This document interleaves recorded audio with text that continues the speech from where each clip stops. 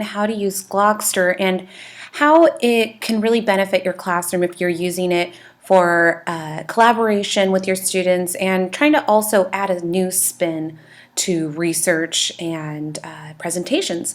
What I thought was most beneficial about using Glogster is that it really hits home for students who really like to design. I found myself really enjoying it, putting together my own design for images, text, video. You can put it all and arrange it, and so it brings out that creative side for your students. And it's especially great for high school and junior high students who maybe need a little bit more encouragement of diving into an assignment that may that may be too textual, such as researching authors or maybe literature. I want to teach language arts, and so that's why I decided to base my fake Glogster off of Shakespeare, which something may be so dry to some students. It would be really exciting for them to be able to use Glogster and have a little bit of fun with it. So first I'm going to show you how to use it.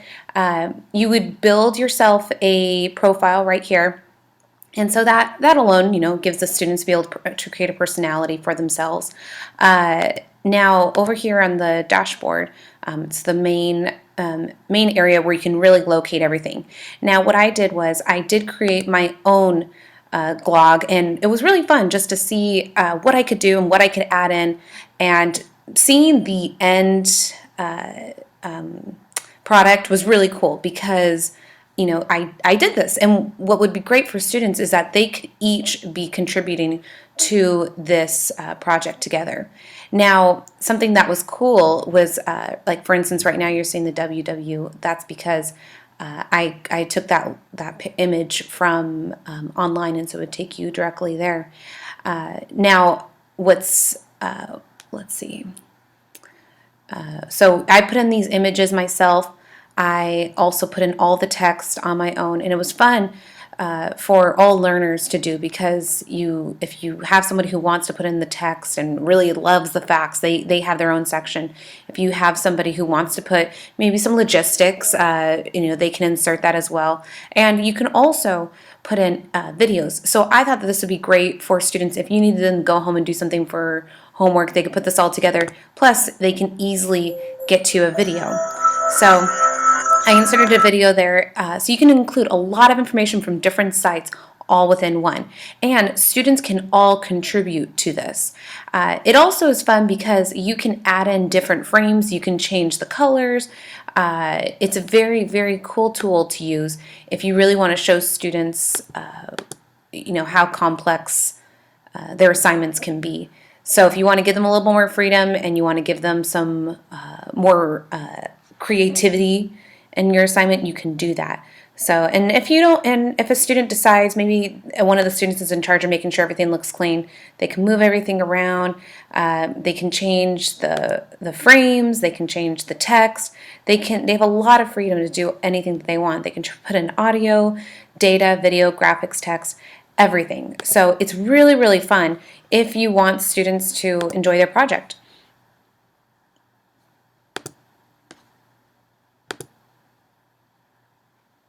Now next, what I thought would be really fun for students is you can compile different glogs and from other users. It's sort of like Pinterest in that way, that you can look for another person's glog and post it to your own site. So for instance, I looked up other authors and found J.K. Rowling. So I reglogged it to my site. And so you could share this with students, or maybe you want to have students search out different glogs to learn from. And so see, this one's a lot more fun. And all this information. So a student can, they can either alter this a little bit because you have this capability of doing this right here. So if I wanted to, I could rearrange images, and I could maybe add in like a different fact that I wanted to. So you could have so much fun and so much freedom and give your students so much more to do with an assignment rather than just the traditional paper and pen. So we're going to X out of this. without saving. And then, so then next, you can of course have your classes and students. However, this does come at a cost. As you can see right here, I did a free version. So they have the free version that you can test it out, try it out, but then once you want to add your students and classes, it does come at a price. Now, if you wanted to give your students a project, you would create a project here. And when you create the project,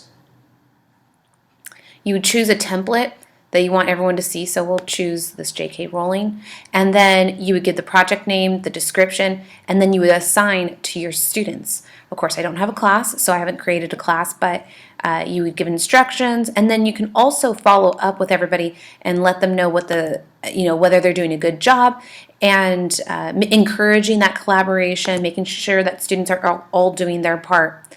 Now here in portfolios, you can of course see what you've done, but something that would be very helpful within the classroom is your presentations. So I had started a fake one right now, and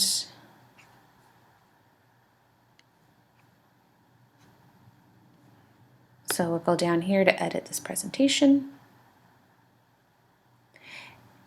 Now we can go ahead and take a look at my glogs.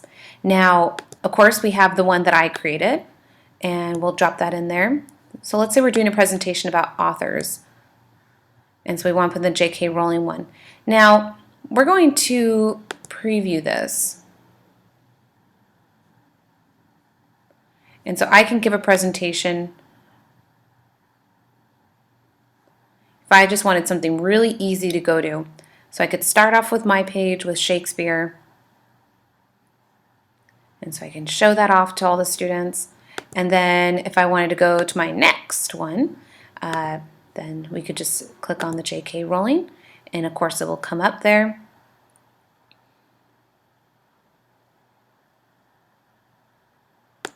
Wonderful.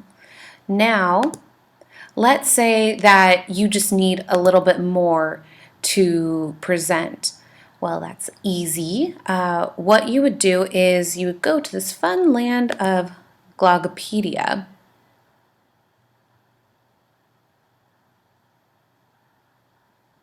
And this is how you can search all the different glogs that are stored here. And so you can really, and so see, there's the one I found. You really have a lot of ability, a lot of resources to find what you need and also contribute to the site. So as you see, there are many different subjects that you can find here. So of course, we're going to go to language arts. We're going to go to literature, show blogs.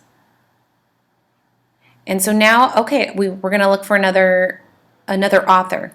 So let's just do Mark Twain. And so this user right here has allowed us to re-glog if we'd like and to view. So if I like what I see and look over the information, make sure it's all correct and accurate.